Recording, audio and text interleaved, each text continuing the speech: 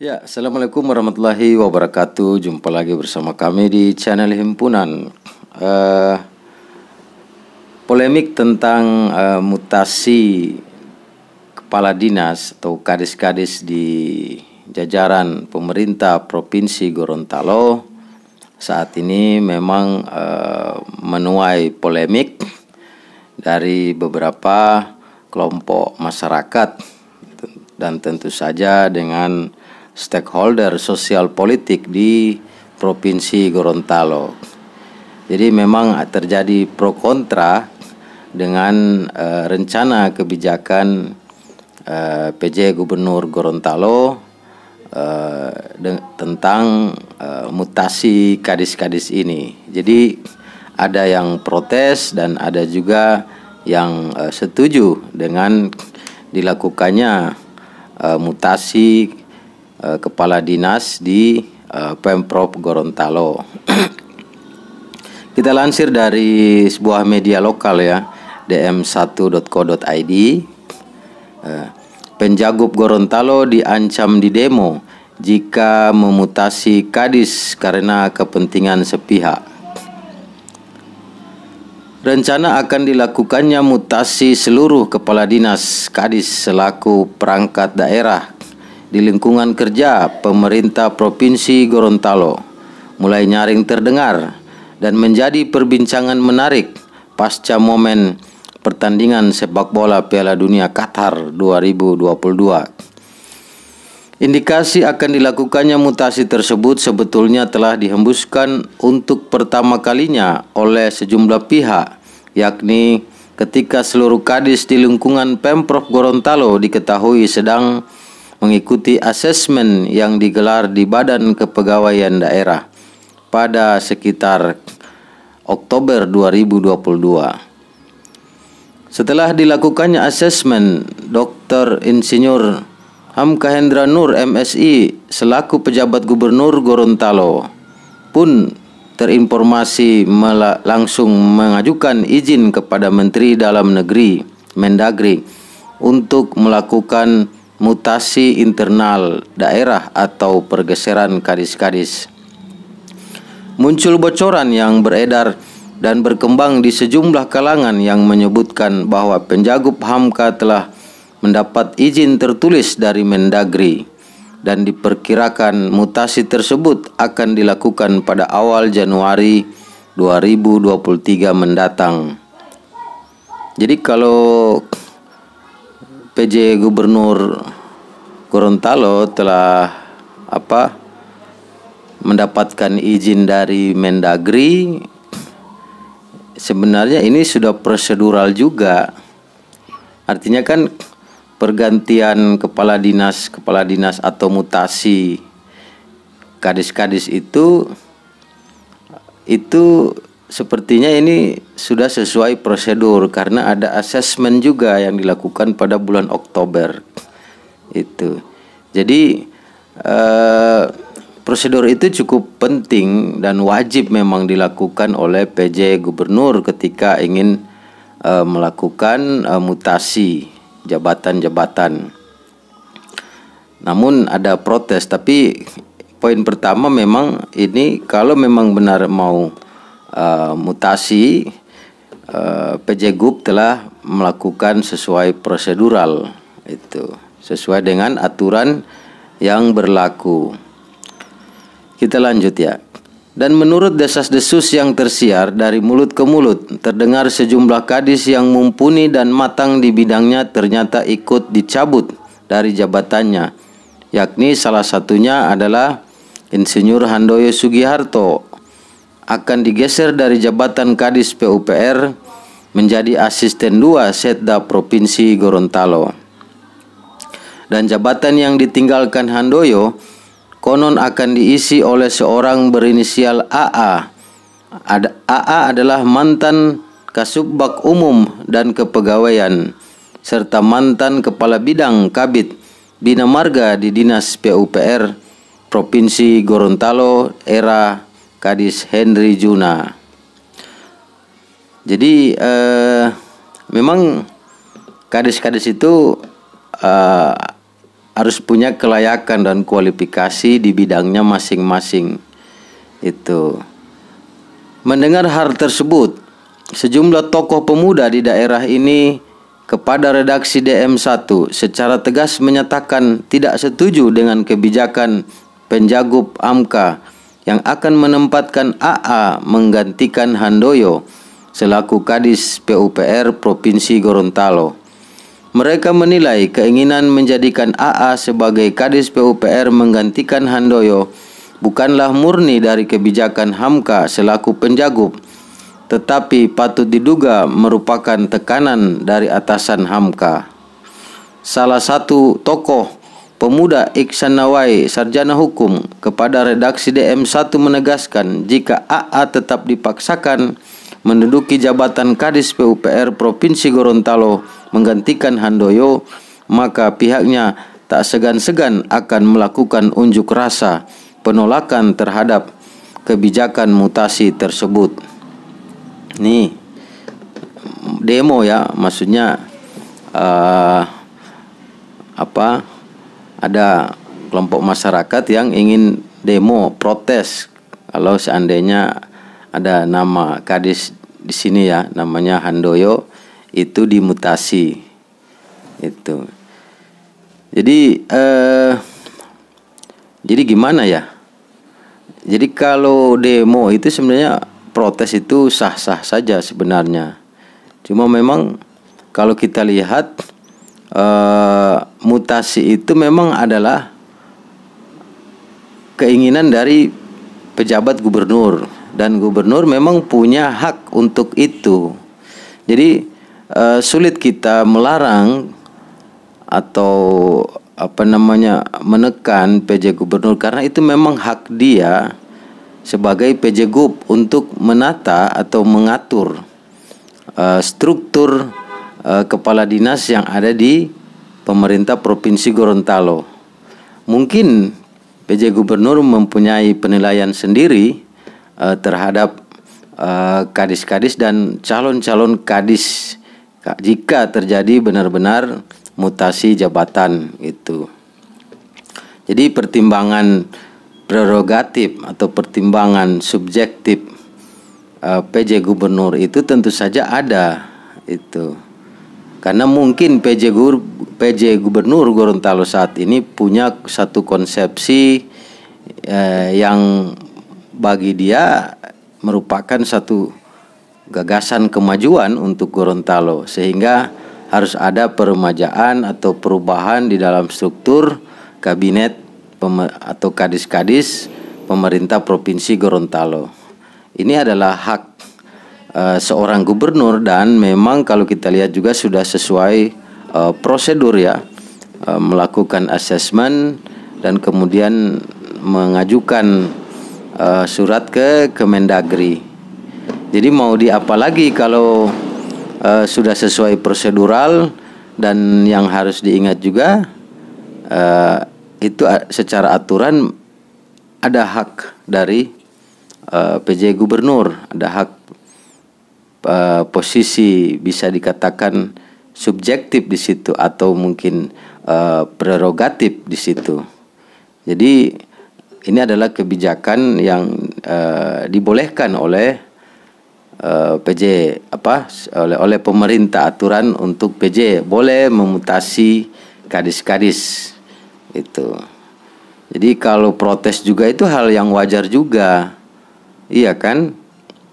Itu. Namun kelompok yang ingin melakukan protes itu juga harus punya dasar atau alasan yang punya dasar hukum, atau dasar analis atau rasionalisasinya apa gitu.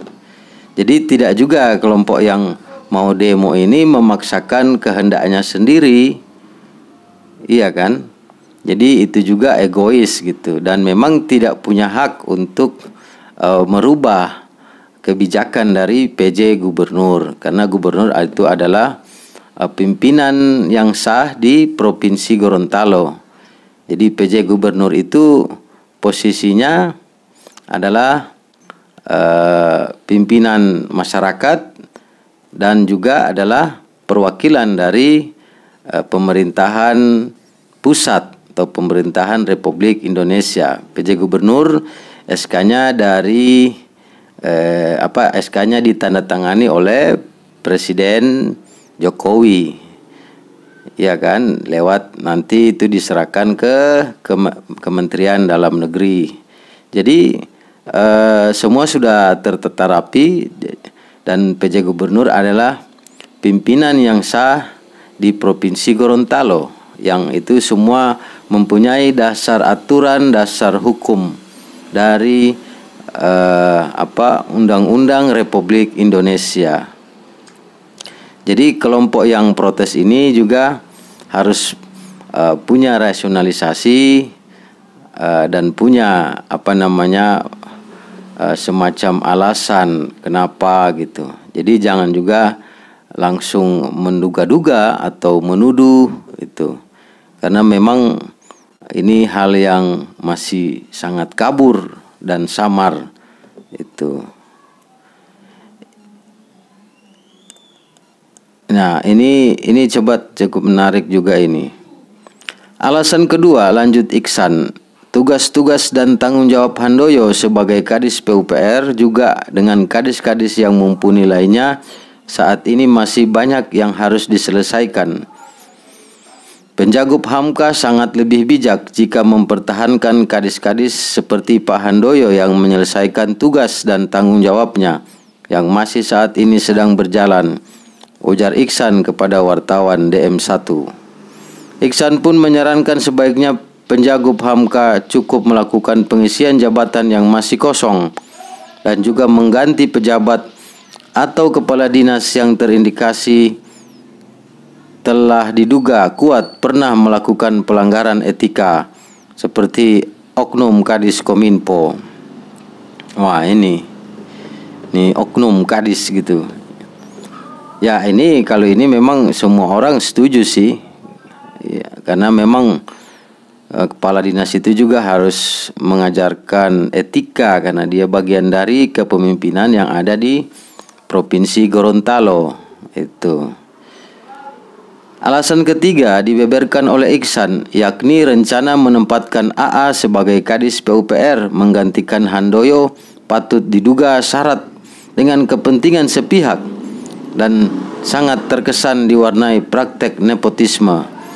Pasalnya, ungkap Iksan, AA memiliki hubungan pertalian kekerabatan keluarga dengan ZA, sang atasan Penjagob Hamka, sehingga Iksan menyarankan secara tegas bahwa rencana penempatan AA menggantikan Handoyo sebaiknya jangan dipaksakan, karena itu sangat tidak elok, dan jika itu tetap dipaksakan maka jangan salahkan kami jika kami akan melakukan demo penolakan, lontar Iksan.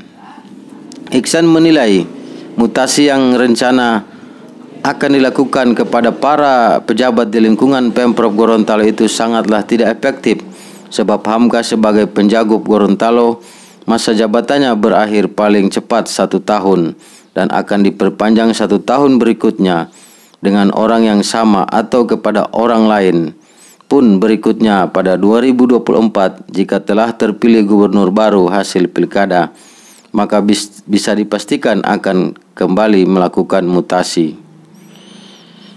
Ya, jadi ini sebenarnya kalau kita lihat juga ini kelompok yang mau protes ini itu terlalu menduga-duga, terlalu mengedepankan dugaan atau semacam tuduhan itu. Jadi kalaupun seandainya AA ini adalah masih berhubungan dengan salah satu keluarga ZA, itu bukan menjadi alasan AA tidak boleh menjadi Kadis PUPR menggantikan Handoyo. Karena kalau kita lihat ini kan ada asesmen, ada proses prosedural yang dilalui calon-calon Kadis ini, dan juga sudah PJ Gubernur sudah menyampaikan terinformasi ya, ini benar apa enggak kita juga masih mengkonfirmasi itu. Cuma kita berdasar pada liputan dari media DM1. Jadi terinformasi PJ Group telah melakukan atau berkonsultasi dengan Mendagri gitu. Jadi itu juga sudah sesuai prosedural gitu. Artinya alasan keluarga itu tidak menjadi jaminan juga kalau tidak sesuai prosedural dan kualifikasi. Iya kan? Artinya juga kita harus adil juga dan menghargai eksistensi PJ Gubernur Hamka sebagai gubernur yang sah, sebagai khalifah, sebagai pimpinan di Provinsi Gorontalo yang sudah sesuai dengan Undang-Undang Dasar Republik Indonesia yang telah disepakati tentang adanya PJ Gubernur. Ini adalah aturan negara yang tidak mungkin kita lupakan atau kita indahkan atau kita sepelekan atau kita buang. Karena ini sudah satu sistem aturan yang telah disepakati oleh pemerintah, DPR, dan seluruh stakeholder masyarakat sosial politik Indonesia. Jadi ini sebenarnya sungguh sayang kalau terlalu emosional menanggapi gitu. Dan sebenarnya juga bagi kadis yang akan diganti, kalau kita lihat orangnya juga tidak terlalu mempermasalahkan gitu. Jadi sebenarnya ini normal saja ya. Ya demo juga normal, kalau ingin melakukan protes silahkan gitu. Tapi memang lagi-lagi ujungnya akan mentok pada prosedural atau aturan gitu. Jadi kalau memang PJ Gubernur ingin mengganti kadis, itu sudah sesuai aturan juga, ada dasar aturannya gitu. Begitupun dengan demo juga ada aturannya. Jadi boleh, kedua-duanya boleh, mengganti kadis boleh, demo juga boleh itu. Asalkan semua dalam rel koridor aturan negara Republik Indonesia itu. Dan mungkin PJ Group ingin melakukan satu lompatan progresif dan semoga juga kalaupun jadi kadis baru yang dilantik atau jadi kadis baru juga harus lebih bagus dari kadis sebelumnya. Jangan nanti kadis yang baru itu malah kinerjanya juga tidak bagus atau parah atau di bawah lah poin atau penilaiannya. Itu juga akan memalukan itu. Jadi ini sebenarnya kalau kita lihat dasar ini, mutasi ini sudah sesuai prosedural. Jadi boleh ini, tidak perlu sebenarnya ya, tapi kalau orang mau demo atau protes itu juga hak. Kita tidak mungkin melarang dan silahkan saja asalkan semua sudah sesuai aturan gitu. Jadi ya inilah pemerintahan Gorontalo. Kita ini masih dalam 5 termiskin ya, nasional ya, 6 apa 5, nggak berubah-berubah ya. Ya karena terlalu banyak tarik-menarik kepentingan itu, baik di luar pemerintahan maupun di dalam pemerintahan. Jadi semua orang punya kepentingan masing-masing yang disuarakan di bawah, iya kan? Artinya pro kontra itu jelasnya di belakangnya punya kepentingan masing-masing gitu. Entah kepentingan siapa, yang jelas mungkin hanya sedikit kepentingan rakyat gitu. Ya semua rakyat, tapi rakyat yang mana gitu kan yang kita suarakan gitu, dan kita perjuangkan, baik itu dari yang memerintah maupun juga yang diperintah. Itu semuanya ada di belakangnya seluruh kepentingan rakyat itu. Tinggal bagaimana adil itu terlaksana. Iya kan? Jangan hanya sekelompok orang saja yang sejahtera di Gorontalo, sedangkan yang lain tertindas. Iya kan? Jangan hanya sekelompok orang saja yang mendapatkan manfaat, jangan yang lain tidak mendapatkan. Ini tidak adil namanya. Jadi kalau tidak ada keadilan, pasti sudah ada konflik muncul. Pasti terjadi instabilitas. Itu. Dan ini bahan refleksi juga buat PJ Gubernur Gorontalo agar membangun keadilan sosial bagi masyarakat Gorontalo, karena itu juga yang ingin dilakukan oleh pemerintah pusat. Itu. Jadi salah satu pesan dari Presiden pada PJ seluruh Indonesia adalah membangun juga stabilitas sosial politik, karena kita ini sudah berada dalam tahun politik menjelang pencoblosan pemilu tahun 2024. Tahapan pemilu sudah mulai dan ini adalah pesta rakyat, pesta demokrasi Indonesia. Dan kita berharap situasi di Gorontalo tetap dalam harmoni, stabilitas, dan tentu saja lebih berkeadilan dan sejahtera bersama. Oke teman-teman, sekian dulu ulasan kita kali ini. Sampai jumpa. Assalamualaikum warahmatullahi wabarakatuh. Salam damai Indonesiaku.